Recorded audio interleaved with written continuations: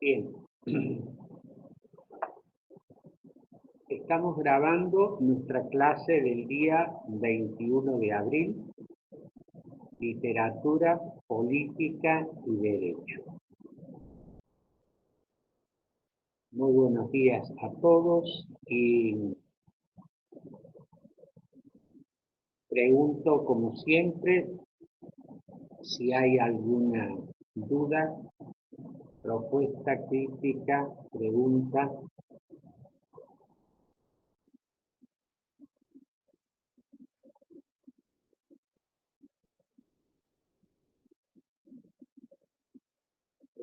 Aparentemente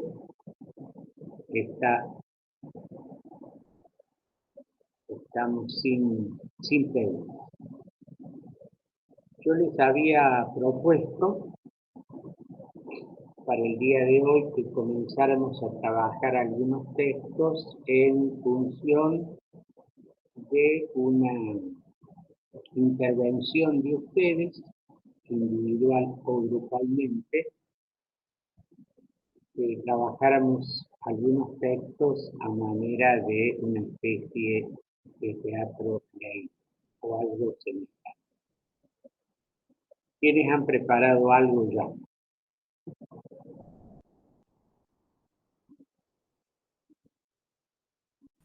Profe, ¿puede repetir la explicación? No se escuchó. Bueno, yo no escuché. Santiago, sí te escucho. Sí, pero si puede repetir la explicación, porque yo por lo menos no la escuché muy bien. ¿Qué no escuchaste, Santiago? La explicación de la actividad de la obra de teatro. Bueno, la actividad era tomar un texto y alguna parte que les pareciera ya significativo, ¿sí?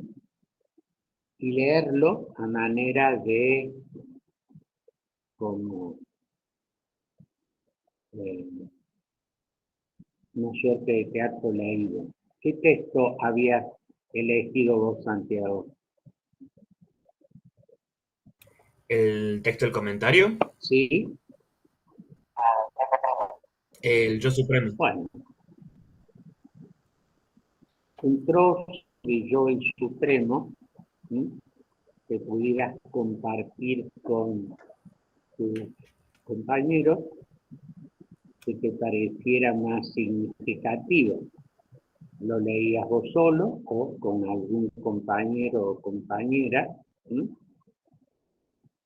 En el tramo que tuviera algún diálogo con otro personaje.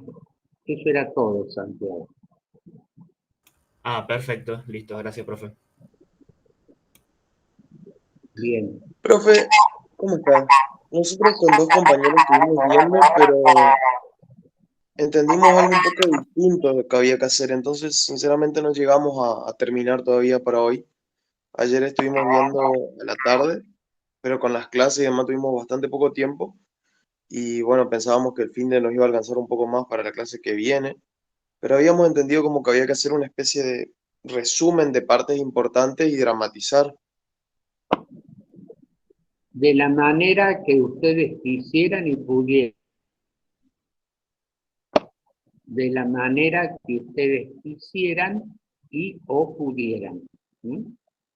Libremente. Lo dramatizan, lo leen, lo como a ustedes les resultara más interesante. La idea es que los demás pudieran enterarse, ¿sí? Del texto en cuestión, ¿sí? Que lo compartían de esa forma. ¿Queda claro, Nahuel? Sí, profesor, queda claro. ¿Algún otro alumno ha preparado o está en condiciones de compartir o leer algo de lo que han leído?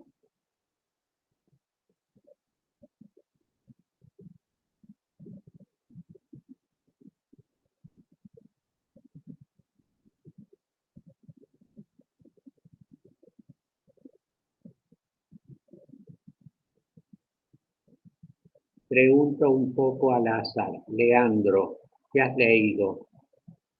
¿O qué estás leyendo?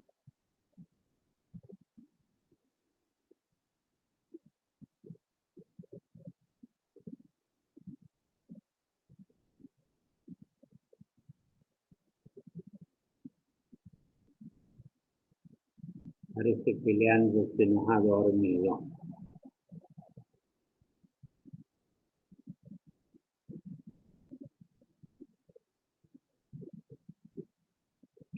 Otro alumno, Ana Lucía, por ejemplo, ¿qué está leyendo o qué ha leído?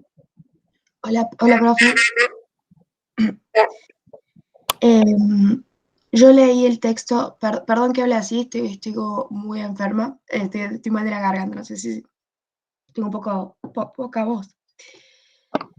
Perdón, Ana, yo muy mal. Yo silencio mi micrófono para tratar de escucharla mejor. Perfecto.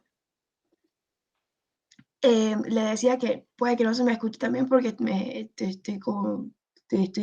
mal de la garganta. Yo leí el texto de 1984, pero que hacía mucho que lo quería leer, así que lo vi como una oportunidad. Pero no estuve en la clase pasada y no pude recuperar lo que vieron. Así que no estoy muy enterada sobre la actividad que había que hacer para hoy. Bueno,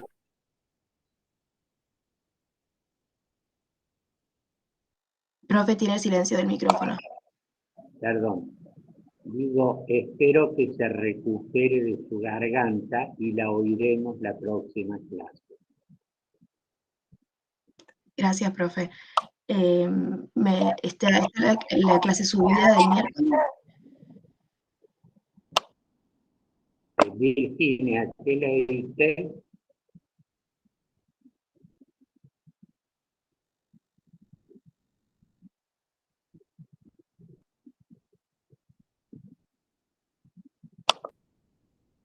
Bueno, veo que creían que era para la próxima clase. Perfecto, Virginia.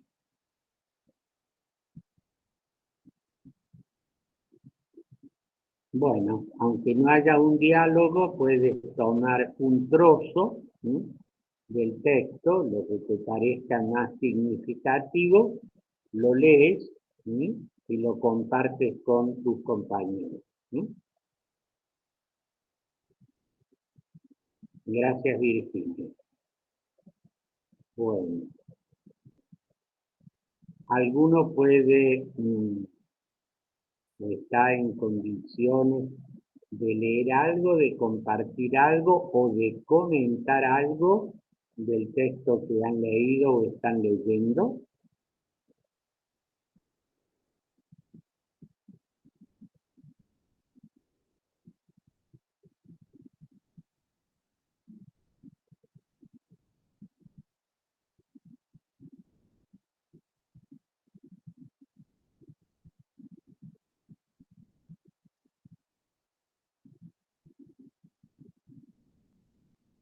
Bueno, me decían, y entiendo, que están en época de parciales y que naturalmente, bueno, eso resiente un poco la actividad, ¿no?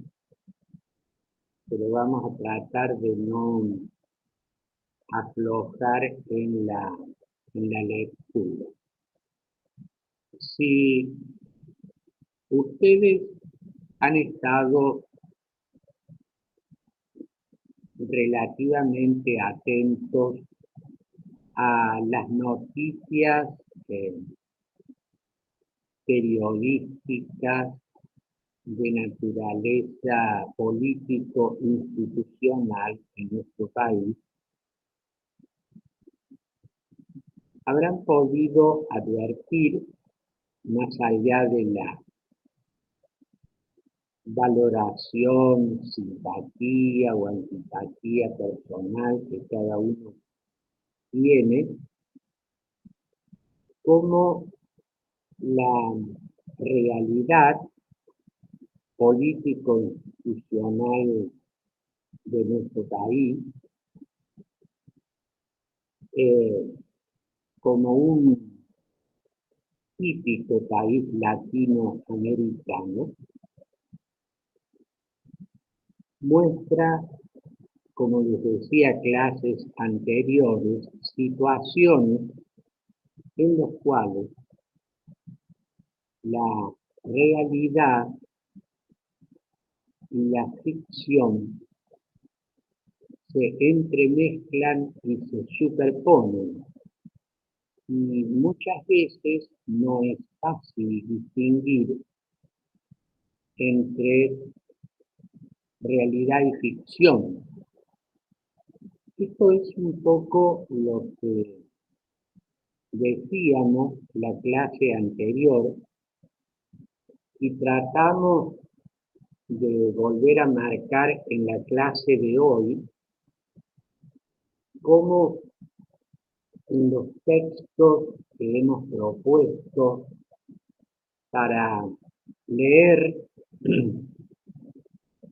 la realidad político, social, cultural, institucional de los países de América Latina tienen, no es exclusivamente nuestro, pero es algo bastante característico que nos diferencia de otras regiones del mundo, una mezcla entre ficción y realidad. En eso que se ha denominado el llamado realismo mágico.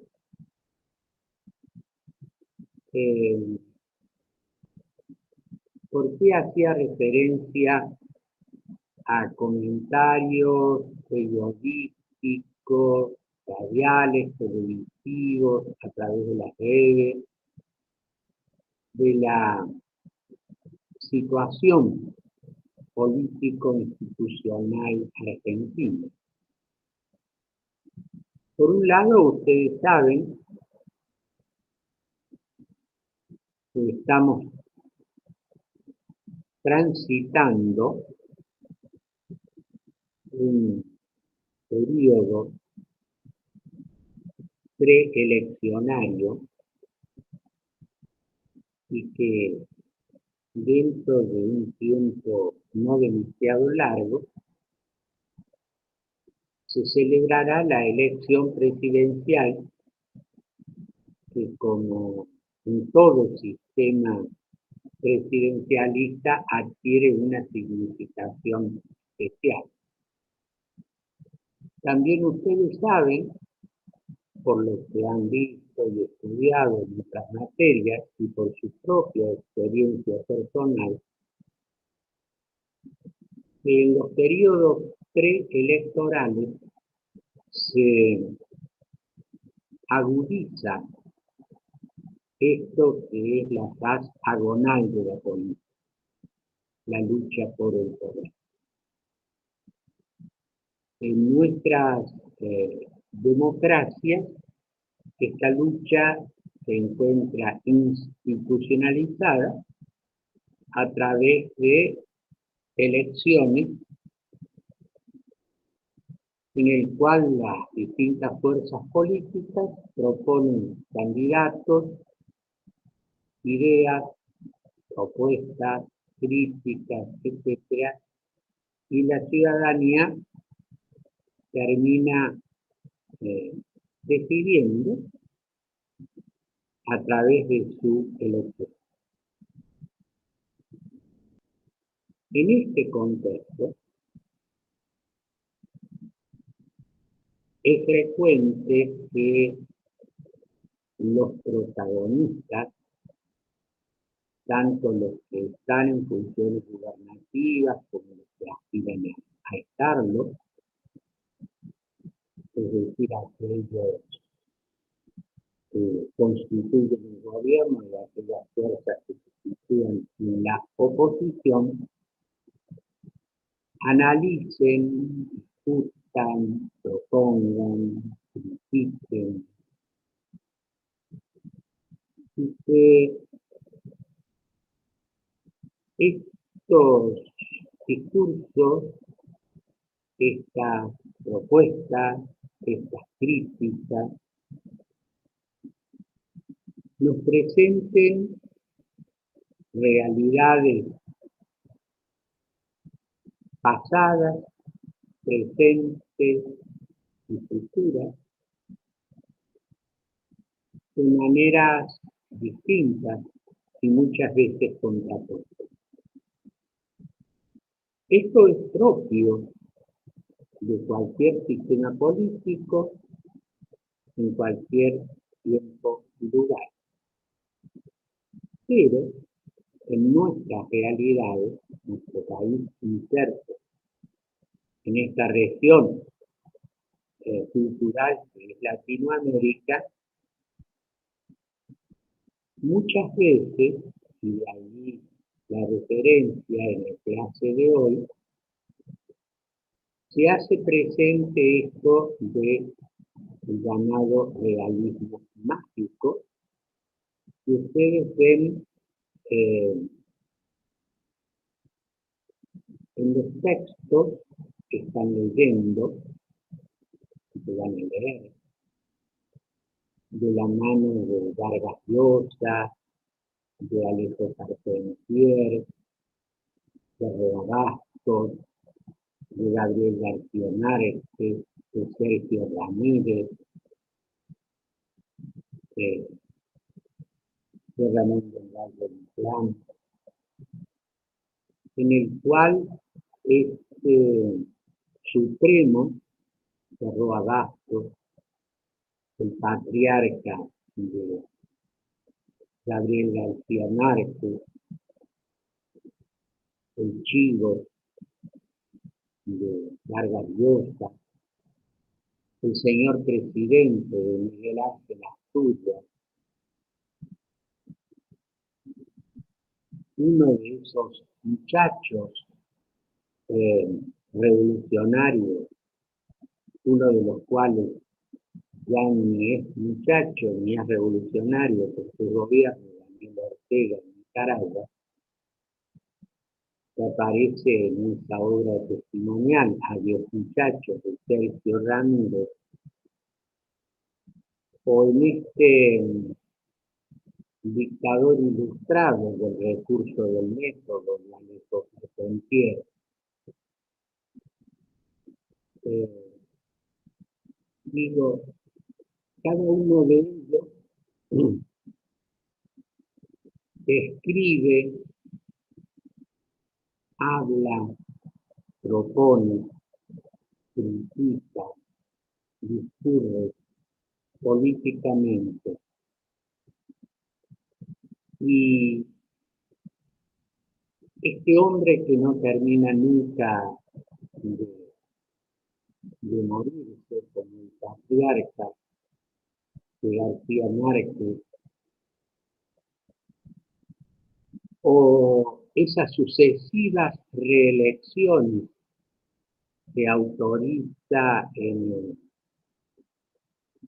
señor presidente de Asturias o en el dictador ilustrado del recurso del método, en el cual una guerra real o supuesta autoriza a que se suspenda la prohibición constitucional, por ejemplo, de una reelección. Tienen una estrecha relación con cosas que ocurren en la región y en el país.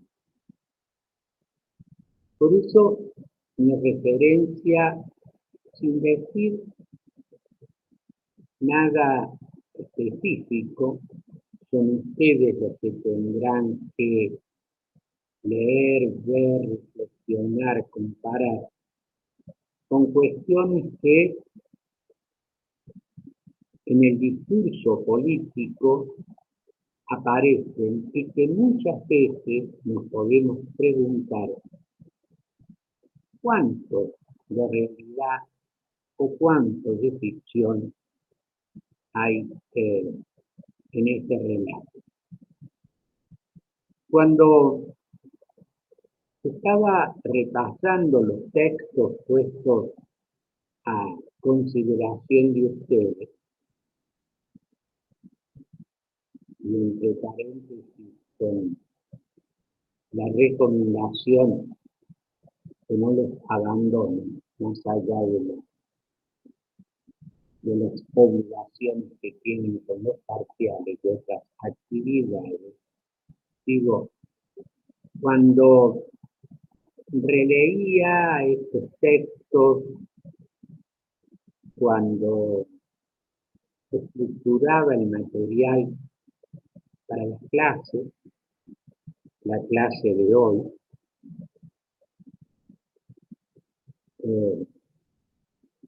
veo que Virginia dice algo, ya lo comentamos. Me encontré, digo, no lo había visto, tampoco lo había leído, una declaración de la vocero presidencial argentina hacía acerca de la situación económica, la inflación, y una serie de cuestiones que, como ustedes saben, en estos últimos días se han maximizado. Suba de precios, suba del valor de la divisa norteamericana, anuncios, renuncias, críticas, etc. Pero cuando leía, o mejor dicho, más cuando veía y oía, porque no he visto el texto escrito, de la vocero presidencial, me decía a mí mismo que esto podría constituir una interesante muestra del llamado realismo humano. Porque hay inflación, menciona acontecimientos climáticos, la sequía, acontecimientos políticos e institucionales ocurridos en otro lugar del mundo, la guerra de Ucrania, decisiones de gobiernos anteriores, la toma de un préstamo del Fondo Monetario Internacional, aparecían como causas de la situación presente.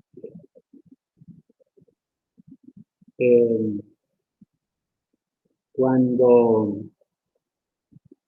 Ana Lucía nos contaba clases anteriores, 1984, aparecía en este contexto en el cual hablaba el Gran Hermano, una situación bélica, la guerra, ¿sí? Esta guerra que no acababa nunca y que estaba siempre presente, ¿sí? Influyendo en el proceso político que ficcionalmente planteaba el autor. O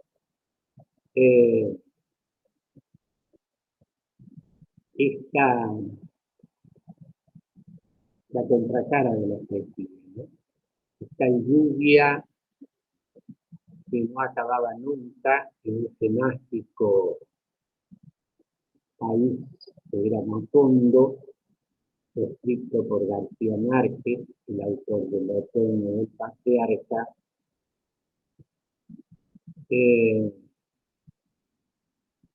por esa situación bélica que aparecía y desaparecía en el señor presidente, en el registro del método, esa omnipresencia del Supremo en su relato con su secretario, ¿no?, el dictador Rodríguez de Francia. Y esta interpretación del pasado, esta invocación a acontecimientos que han ocurrido o ocurren en otro lugar del mundo y que nos producirían a nosotros un efecto que en otros lugares no se da de esta manera. Uno se pregunta cuánto de realidad, cuánto de ficción hay en estos relatos. Y es muy posible que si alguien, sin conocer de qué se trata, leyera o escuchara estos relatos, muy posiblemente estaría pensando que se trata de una obra más de la literatura latinoamericana. Esto es un poco lo que me ocurría, que les puede ocurrir a ustedes otras muchas cosas, viendo, oyendo, leyendo. Lo que pasa, lo que nos pasa, lo que se nos dice, lo que leemos.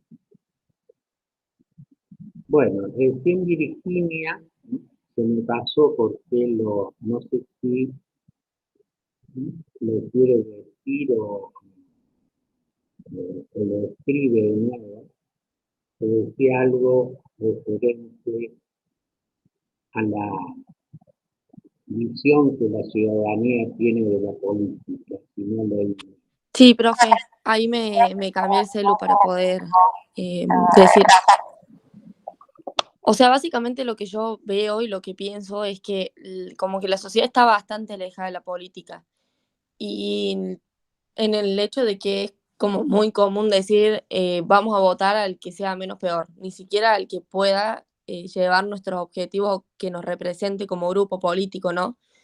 Y esto que usted decía de la realidad, esa media imaginaria que se plantea, creo que va más que nada de la mano de lograr los objetivos que cada figura política tiene, porque es una realidad que las personas que están en el poder hoy en día no velan por los intereses generales de toda la población, sino por los propios más que nada.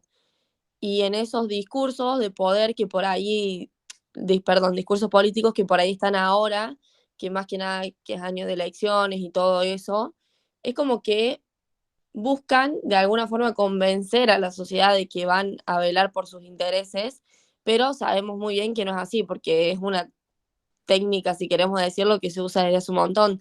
El salir y prometer cosas o hacer como una fuerte representación de algunos grupos sociales en el momento en que son las elecciones, pero después ese apoyo a ese tipo de grupo social se lo dejan de dar. Entonces creo que es como bastante complicado y que es una realidad que vivimos hace muchísimos años. Y yo no sé si hay algún país que donde no sea así, digamos, donde realmente la figura política que suba represente a la población o a la mayor parte, porque hay que ser realista también, y que no, en algún momento no se desvíe, digamos, ese interés y pase a ser por lo que ellos quieren para ellos.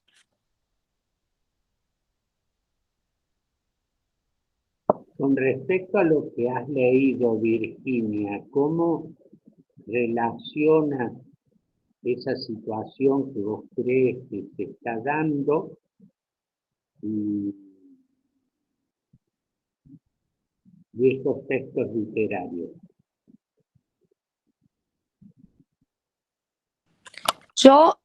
El texto que leí fue el de Hannah Arendt, de Verdad y Política, y bueno, habla más que nada sobre esto, ¿no? De cómo se ve a la mentira como una herramienta que es necesaria y que justifica la actividad de los políticos. Pero que también, digamos, el hombre de Estado como ciudadano también de alguna manera la llega a utilizar en algunas ocasiones.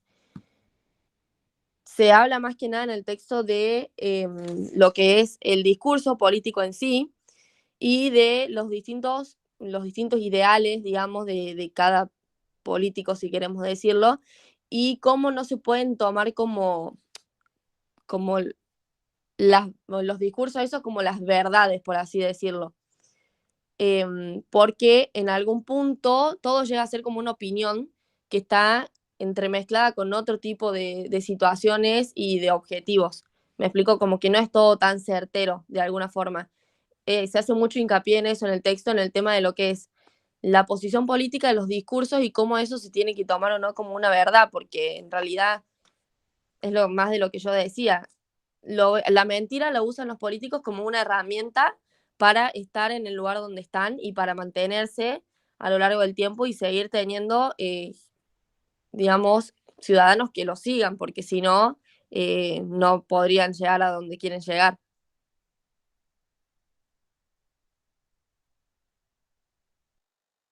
Bueno, pregunto, los demás alumnos que acaban de escuchar a Virginia y lo que estábamos diciendo, en este caso Virginia nos proponía de la mano de Hannah Arendt la relación entre verdad y política. Fíjense ustedes que no es un tema menor y que es algo que está muy presente en nuestras preocupaciones cotidianas, ¿no? ¿Qué piensan acerca de este comentario que hacía Virginia de la mano de Hannah Arendt? Profe, esta misma situación también se ve en el Yo Supremo, en el sentido en que en algún momento el doctor Francia, que es bueno, el dictador del Paraguay, que hacía más de 40, creo que era 35 años que estaba en el poder, en algún momento él se cree su propia mentira, en el sentido que él empieza a redactar una biografía suya y a la par redacta la historia del Paraguay. ¿Pero por qué destaco esto? Porque cuando redacta la historia del Paraguay, él explaya y explica por qué tomó esas medidas en base a justificativos que son mentira. En realidad, él mismo, al repetir su propia mentira durante tanto tiempo, se autoconvence de lo que él que realizó está bien.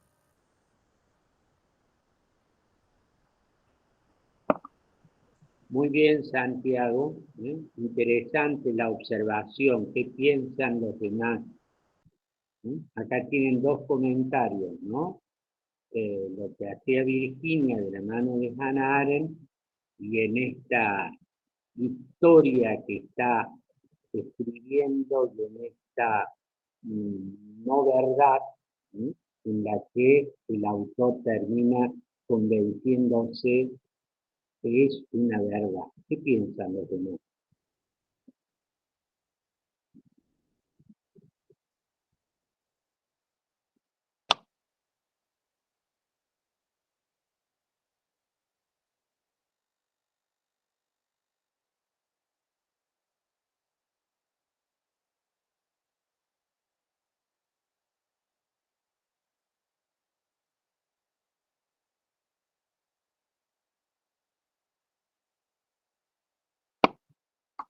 ¿No hay ninguna observación?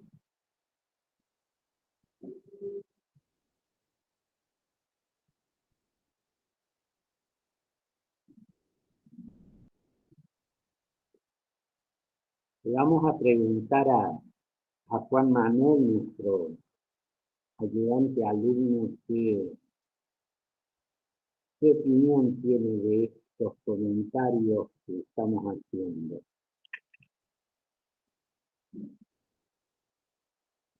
Profe, yo del texto de Arendt si lo trabajamos en el año pasado. No me acuerdo mucho, pero sí, sí, bueno, de la relación que hacía entre verdad y política, que lo necesario, digamos, para construir la política, y que creo haber interpretado como algo que la manipulación de la verdad, digamos, lleva a, bueno, a los desastres que pueden generarse desde la política, y que vemos reflejado, digamos, en distintos gobiernos.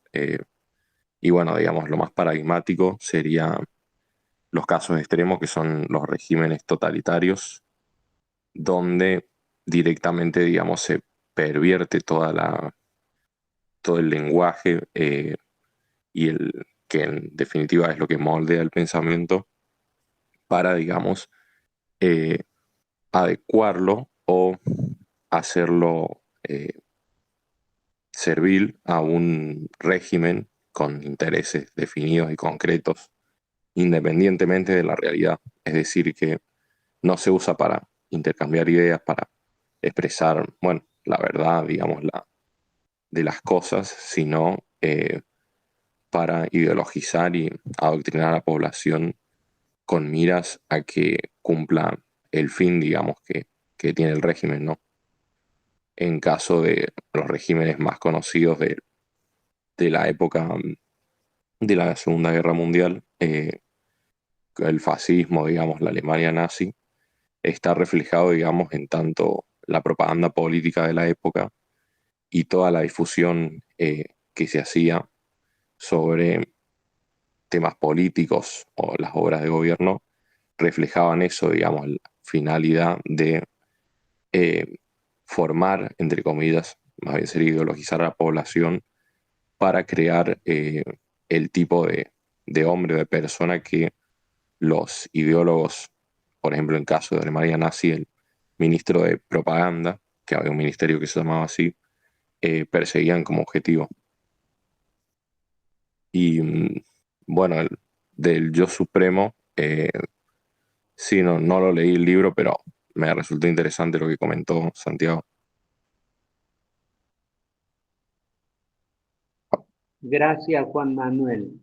En esta, en este recuerdo y en esta observación muy pertinente que hace Juan Manuel sobre, retomando el texto de Hannah Arendt, Verdad y Política, como en los regímenes políticos totalitarios, en los que aparece maximizado esta relación negativa entre la verdad y la política.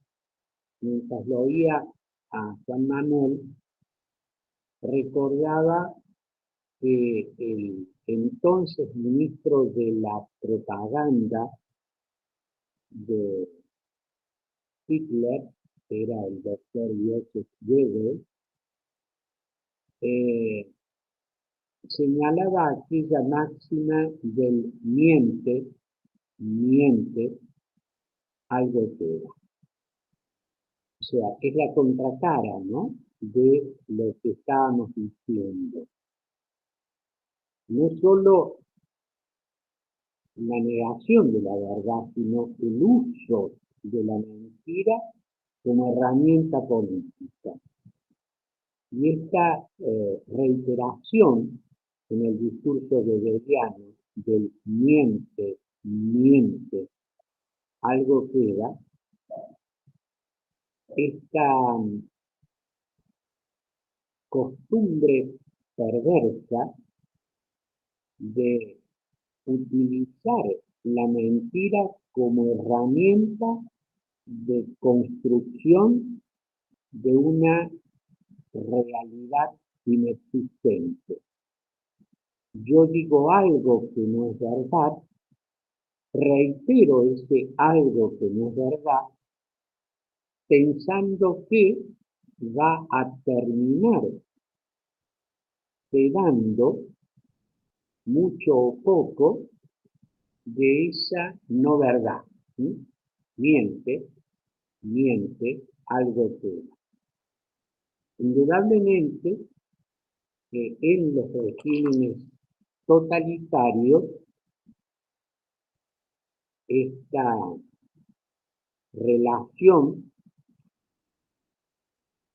opuesta entre verdad y política, ¿no?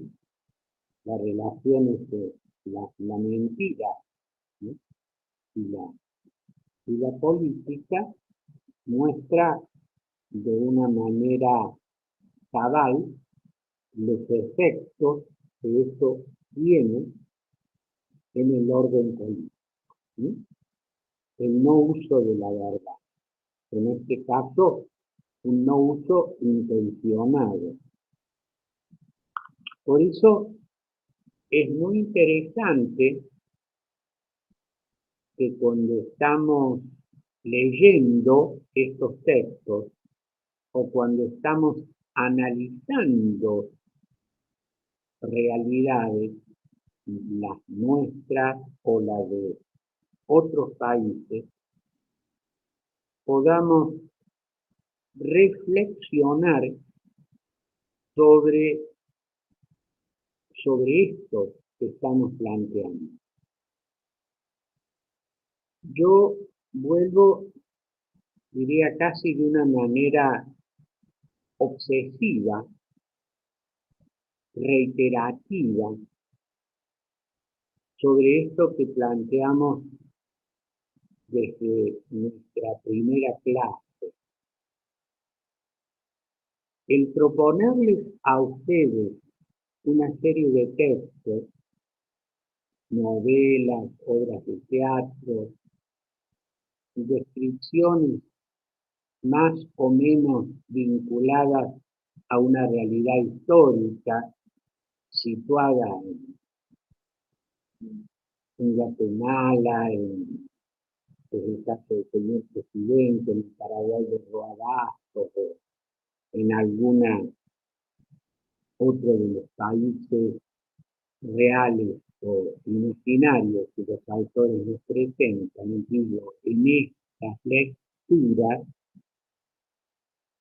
no es solamente plantearles a ustedes algo contado, más o menos bien, por literatos, novelistas, poetas, eh, autores de obras teatrales, sino cuánto podemos en esas obras descubrir de problemas políticos, institucionales, de relaciones humanas, de los grandes temas que están presentes. En esto, en la observación que hacían algunos de ustedes y que acaba de comentar Juan Manuel, nuestro ayudante alumno, verdad y política. Esto es un poco lo que planteamos que ustedes puedan utilizar, que ustedes puedan relacionar, que ustedes puedan comparar textos y realidad. No sé si esto queda claro.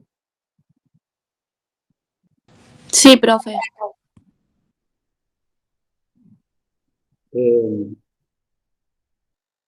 ¿Hay algún otro texto que no hayamos mencionado que ustedes tienen presente o que estén leyendo, aunque no lo hayan leído totalmente, más allá de los ya mencionados? Les recuerdo Roabasto, el Orwell de 1984, eh,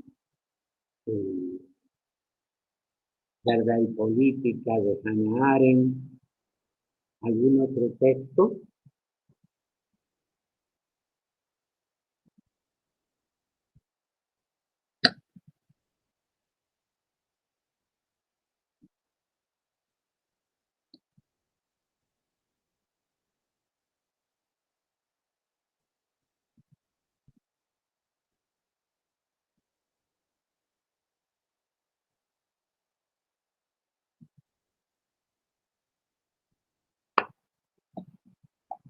Parece que los parciales se sobreponen en nuestra tarea, ¿no?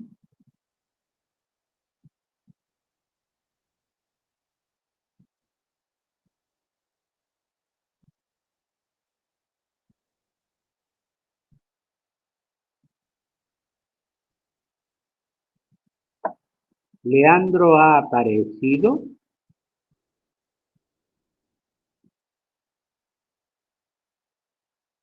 Sigue silenciado.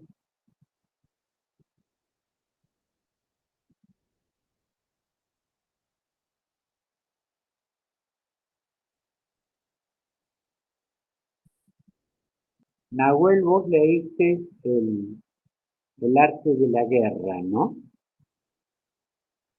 ¿Digo bien o me equivoco de autor?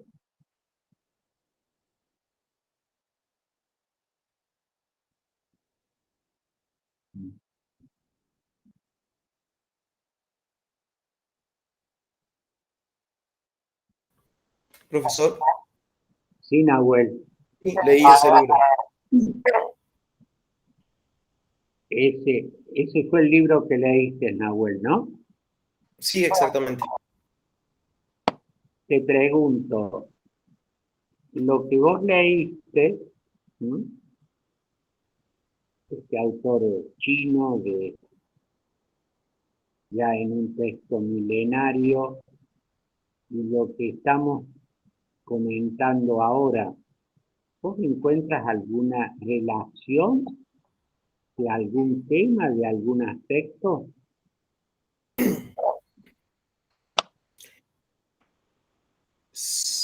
Una contraposición, podría decir. Siento que básicamente todos los textos que comentan sobre dictadores latinoamericanos, básicamente no, ninguno leyó el arte de la guerra, podría decirse. Porque una cuestión en común que veo es esto de la autopercepción de sí mismo o autoengaño de sí mismo sobre cómo son las cosas, y el arte de la guerra te deja muy en claro que una de las cosas que más fáciles provocan que pierdas una guerra es el engaño, la Nahuel, percepción errónea. perdón, hay como mucha resonancia. Yo no sé si alguien tiene abierto su micrófono, pero podrías repetir las ideas fundamentales porque se me perdieron bastante. Ahora Sí, me escucha. Nahuel. Bueno, le decía que siento que hay una contraposición, porque veo que la mayoría de los textos sobre dictadores tratan sobre un autoengaño o una errónea autopercepción de sí mismo que tienen los dictadores. Entonces, básicamente no, podría decir que no leyeron el libro del arte de la guerra. Una de las cosas que Sun Tzu explica es que lo más importante para poder llevar adelante una guerra, sea una guerra física o una guerra metafórica, es ser plenamente consciente tanto de tus cualidades que estás haciendo, cómo lo estás haciendo, y de las cualidades del contrario, así como del lugar donde se va a llevar adelante la guerra. Y siento que al engañarte a vos mismo, estás perdiendo completamente el foco. Lo único que no logro entender, y es un tanto interesante, ¿no? Una de las cosas que Sun Tzu explica es que cuando una guerra se hace muy larga, cuando dejas sin alimentos a tu pueblo, cuando enfocas más recursos, cuando enfocas los recursos en militares demasiado tiempo, el pueblo se va a rebelar, el pueblo se va a ir en contra del príncipe, del general. También dice que siempre las armas son de doble filo y son elementos de mala suerte. Me llama mucho la atención que diga que todas las armas son elementos de mala suerte y que no se las puede tener mucho tiempo en su poder o no se las puede tener mucho tiempo en mano porque van a volverse en tu contra. Eso sí me llama la atención, cómo no se cumple por lo menos en estos libros. Muchas veces en la realidad eso, si bien yo coincido, tal vez en épocas donde el día no se cumpla, y antes era un poco más fácil porque veo que el príncipe, los príncipes hoy en día, los generales de hoy en día, para no dar nombres, ¿no es cierto?, de cargos actuales y demás, tienen las armas mucho tiempo en su poder. En estos libros las tuvieron mucho tiempo en su poder, casi eternamente, y no se les vieron de mala suerte. El pueblo nunca se rebeló en su contra de la manera en que, por lo menos Sun Tzu interpretaba que debería pasar. Tal vez sea porque hay que salvar las distancias, ¿no? Y tal vez sea porque no es más difícil ver dónde está esa mala suerte, dónde está ese volverse en contra cuando la guerra no es una guerra física de espadas, y en estos casos, bueno, hay otros aspectos que serían equiparables a una guerra.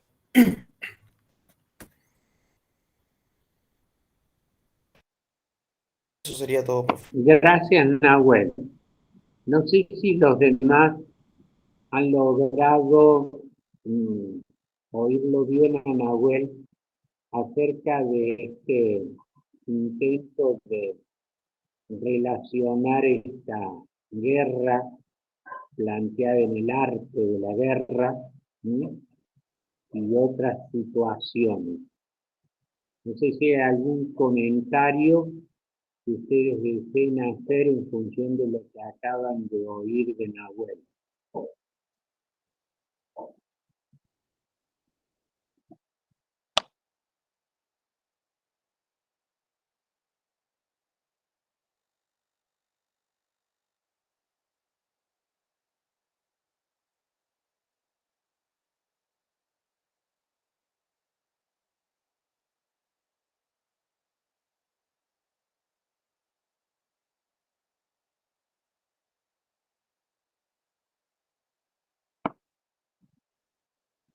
De alguna manera, lo que estoy intentando hacer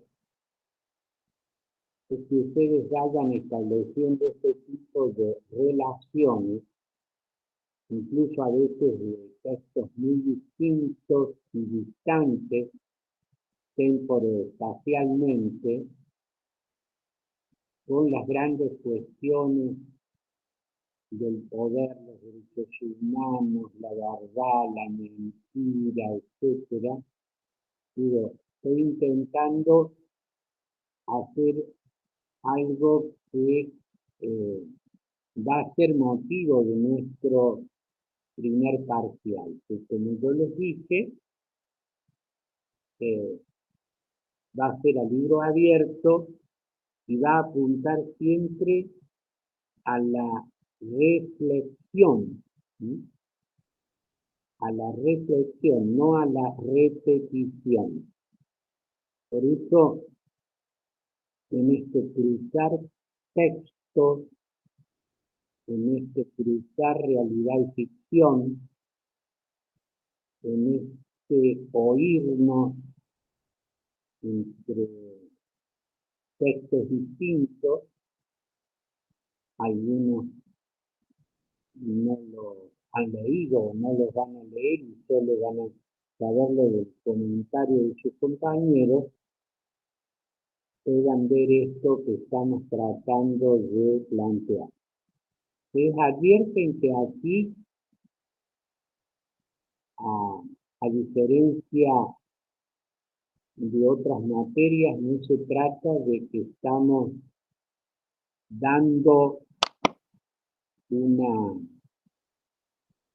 definición o explicando una ley o planteando un código para que los alumnos luego lo recuerden y lo repitan.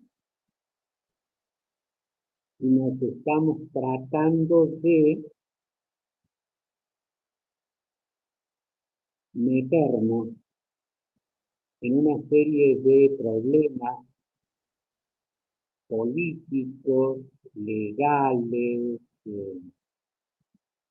institucionales, de la mano de obras literarias, ¿sí?, de la mano de obras literarias.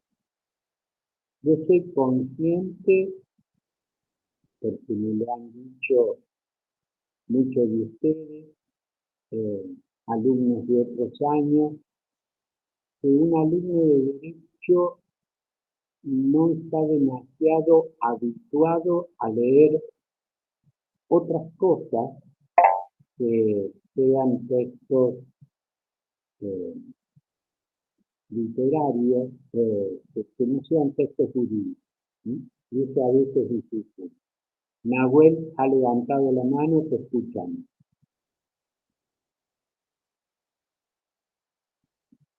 Sí, una reflexión más para agregar porque terminé de comentar lo que estaba diciendo recién y me puse a ir pensando en unas cosas y tal vez decirlo en voz alta se me ocurrió la otra parte.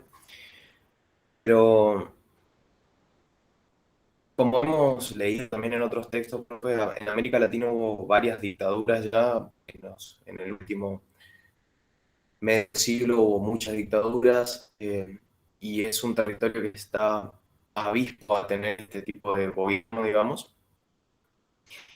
Y esto de no saber dónde está la espada, ¿no?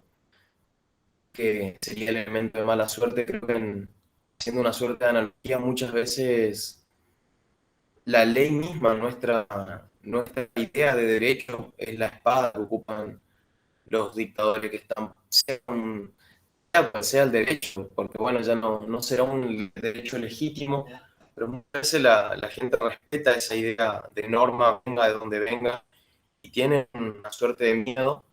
Y creo que muchas veces ocupan eso como espada, porque sea un poder de facto. Sí que muchas veces viene de ahí también la espada, ¿no es cierto? En esas normas, en ese poder establecido por una estructura institucional que se crea de manera inconstitucional, por supuesto, pero que al fin y al cabo también es parte de lo que sería el gigantesco mundo del derecho, la parte más sombría.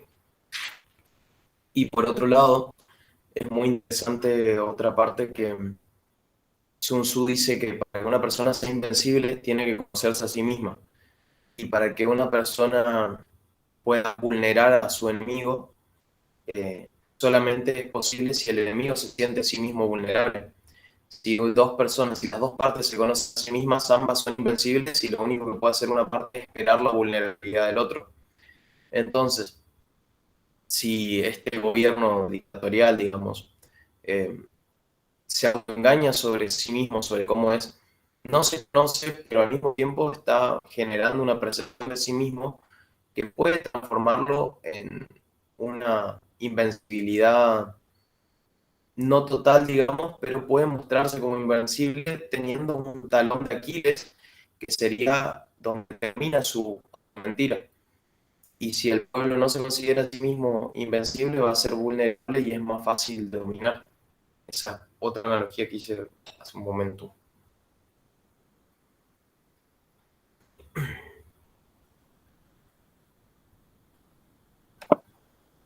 Al escucharte, Nahuel, aunque vuelvo a repetirte que por un problema, que no sé si es tu micrófono o mi recepción, no sé cómo lo escuchan los demás alumnos, algunas cosas se perdieron, pero digo, al escuchar este último tramo sobre esta sensación de invencibilidad, ¿sí? Y creo, a ver, más o menos el razonamiento es, si creo que soy invencible, no me van a vencer, si creo que no se puede hacer tal cosa, no va a pasar, más o menos en esta idea, ¿no, Nahuel? Creo que se entendió que sería prácticamente lo contrario. Sun Tzu explica que para que un ejército, para que un general pueda ser invencible, tiene que conocerse a sí mismo, sabiendo cuáles son sus vulnerabilidades, sus debilidades y sin mentir por sí mismo. Pero haciendo una pequeña analogía con el que hablaba mi compañero, que muchos libros tal vez mienten y se autoengañan, esa autopercepción mentirosa de sí mismo también le genera una suerte de sensación de insensibilidad.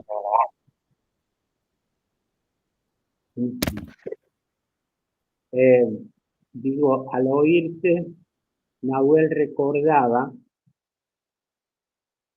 hay un antiguo texto de Lavoisier, un autor del siglo XVI, sobre este tema del poder y la sumisión, ¿no?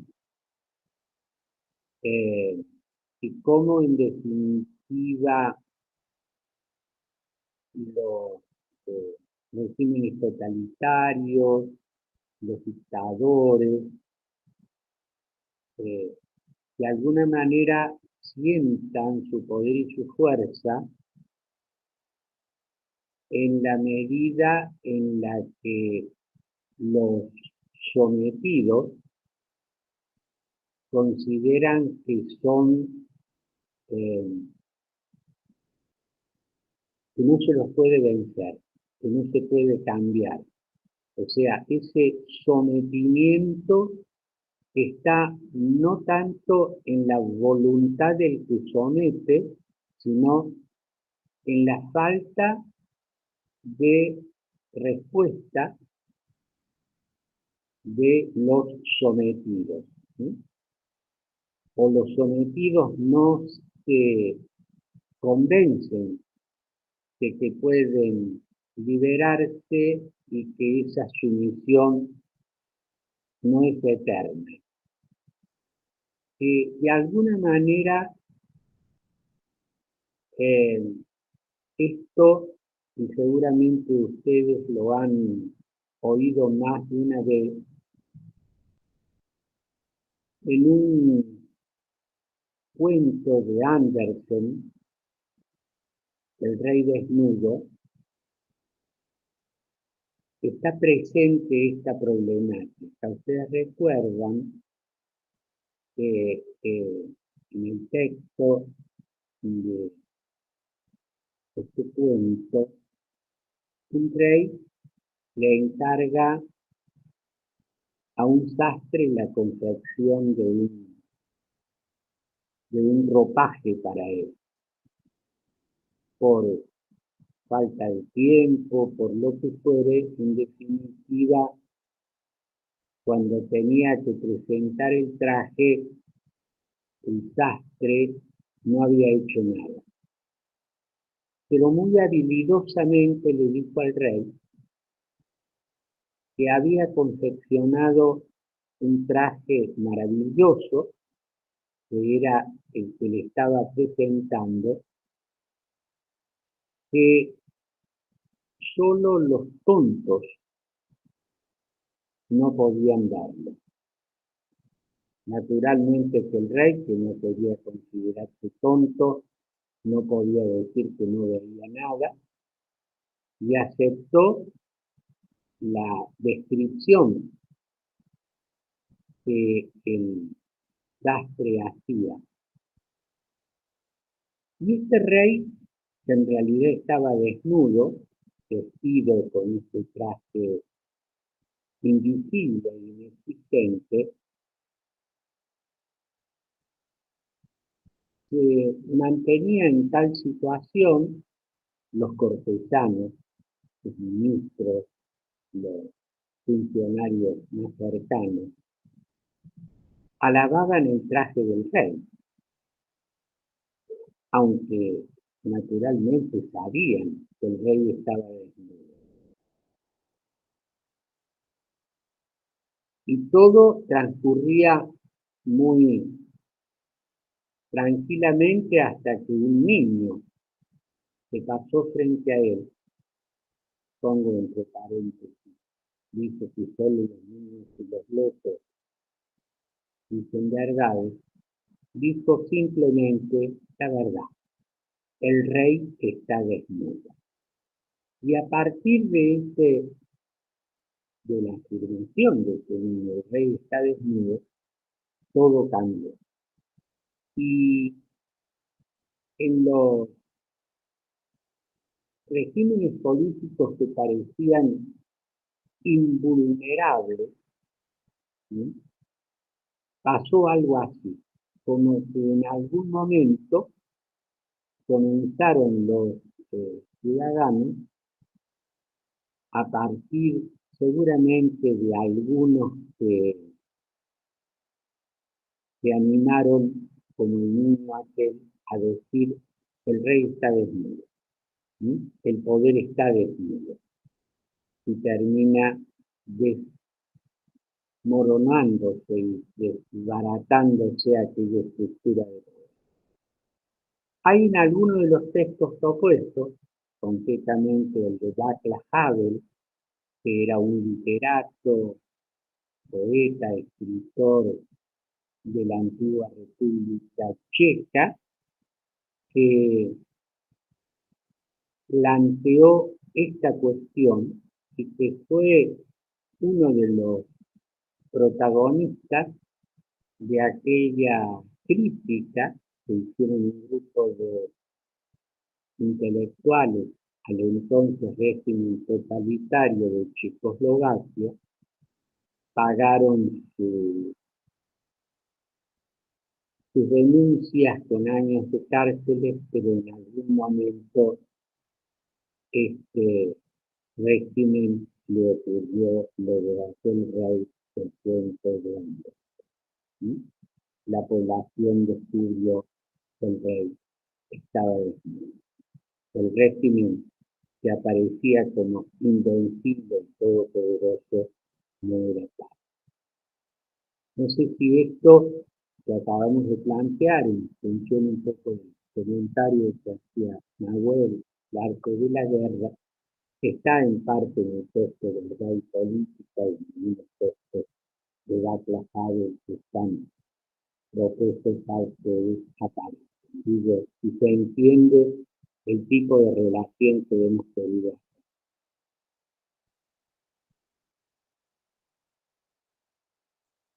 Sí, profe, está claro. Sí, profe, está claro y sobre todo porque hay una contraparte. Profe, tal vez si usted apaga su micrófono se escucha un poco mejor. Hay una contraparte de la invencibilidad que explica Sun Tzu, que es la vulnerabilidad, que él dice exactamente esto de que eh, la vulnerabilidad no es provocada por un adversario, el adversario no puede provocar que el enemigo sea vulnerable o la contraparte sea vulnerable, lo único que puede hacer es esperar a que la contraparte vuelva vulnerable por sí misma, porque cada parte en sí misma, conociéndose, puede volverse invencible. Y yo no puedo hacer que mi contraparte sea vulnerable. Lo único que puedo hacer es ser paciente y esperar que la contraparte sea vulnerable. Si la contraparte ya es vulnerable en sí misma, en algún momento puede volverse invencible, tomando conciencia y levantándose, como usted acaba de comentar, que no se puede ser dictador por mí mismo, sino que el pueblo nos subleva.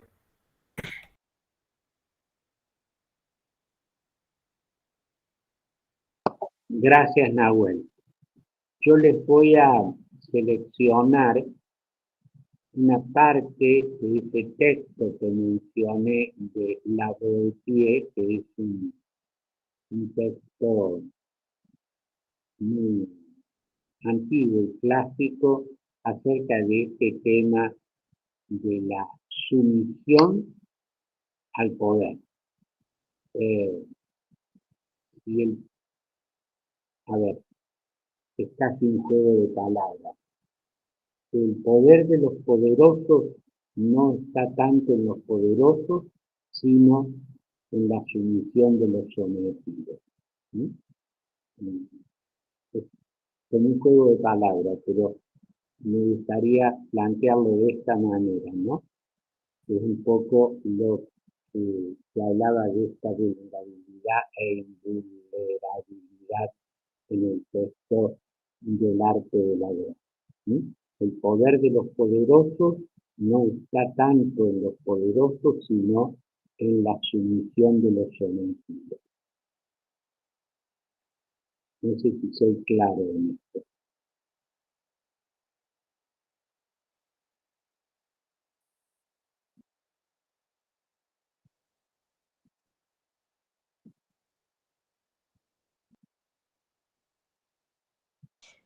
Sí, profe, para sumar algo que justo ahora en teoría de conflicto estoy viendo lo que es el poder dentro de los conflictos, ¿no?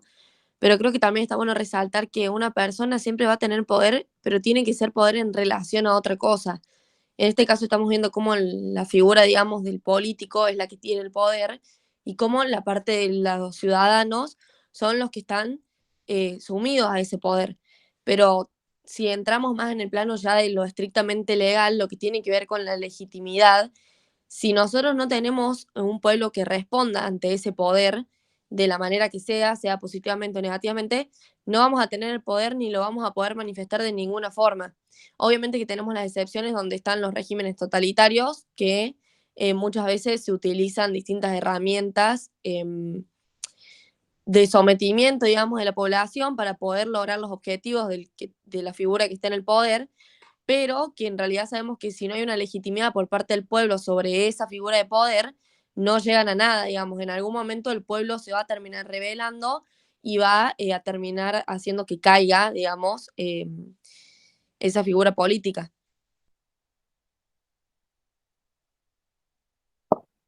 Gracias, gracias. ¿Decía algún otro comentario?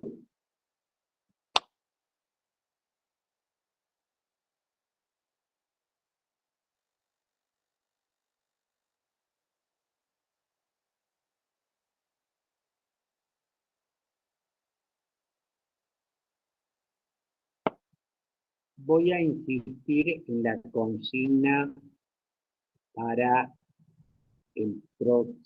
para la próxima clase, ¿sí? Para el día miércoles.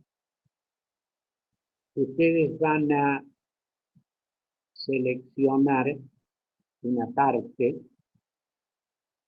lo que consideren más significativo, más relevante del texto que están leyendo, lo van a leer para compartirlo con los demás. Y lo pueden hacer o individualmente o lo pueden hacer en una forma de diálogo, ¿sí? Utilicé la expresión teatralizado, ¿sí? Con otro u otros compañeros. La idea es la siguiente, que podamos interactuar, ¿sí? Que podamos compartir un texto, varios textos, que ustedes tienen presente que cada uno de ustedes está leyendo un texto, del cual se entera él, y hace un comentario y se enteran los demás. Y se lo plantean a los demás, ese texto o esos textos de alguna manera van a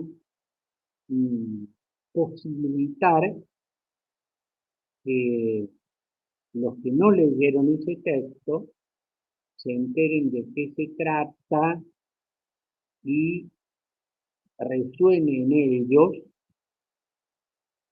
las ideas fundamentales que están allí presentes.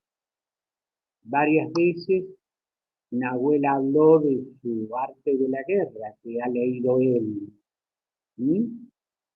Pero a fuerza de oírlo y de compartir, otros entienden cómo este tema de la guerra no es solamente aplicable a la guerra en el sentido bélico del término, dos ejércitos que se enfrentan, sino una serie de situaciones, ¿sí? O esas figuras de ese supremo, leía de Santiago,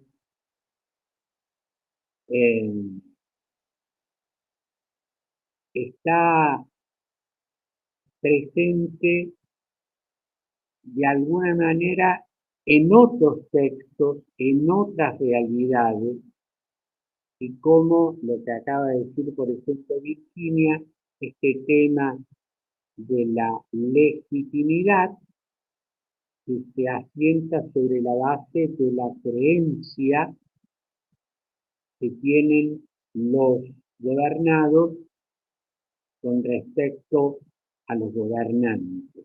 ¿Sí? O sea que no es solamente un problema de leyes, de cargos, sino en el caso del poder, esta estrecha relación que hay entre los que mandan y los que obedecen. ¿Por qué obedecen a los que mandan? ¿En qué se centra el mando de los que mandan? ¿Sí? Por eso ustedes han visto cómo, incluso en lo que yo aportaba hoy, de esto que siempre merece ser leído, ¿no? El rey desnudo de Andersen tiene tan estrecha relación con el poder. ¿Cuántas veces sabemos que el poder está desnudo, como aquellos cortesanos que lo veían desnudo al rey, pero que por distintas razones alababan el traje que no tenían, hasta que alguien se animó a decir el rey está desnudo?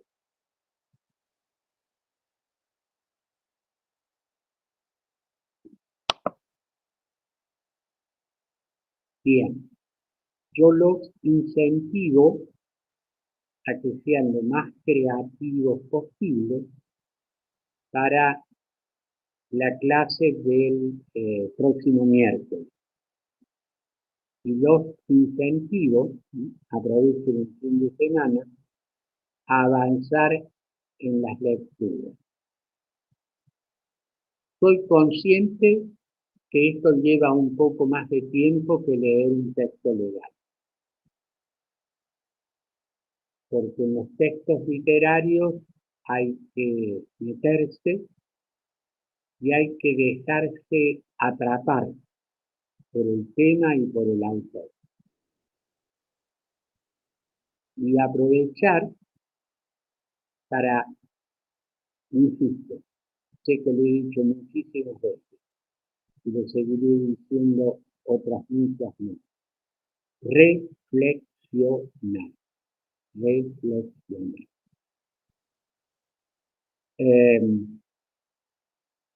No sé si Juan Manuel quieres hacer alguna observación, comentario o sugerencia. No, profe, no se me ocurre.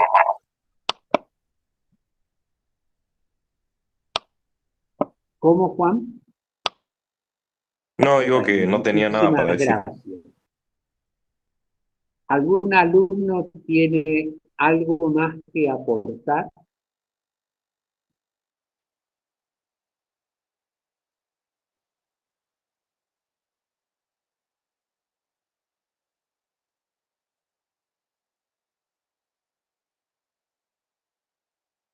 Vamos a tratar de aportarles, allí lo van a ver en la página de Facebook, dos textos cinematográficos que los voy a compartir y que a lo mejor les va a ser útil para poder ayudar a esta reflexión que estamos haciendo, ¿no? Una es en clave general, el poder, la otra en clave más particular, el poder en Latinoamérica. Hay sobre lo que es el texto La fiesta del chivo, una película que se ha hecho que la voy a compartir para que ustedes, si quieren, la puedan ver. Con esto vamos a concluir la clase de hoy y nos vamos a estar viendo con el trabajo que ustedes van a traer el próximo miércoles. Muchísimas gracias y muy buenos días a todos. Gracias, profe. Buen día. Gracias.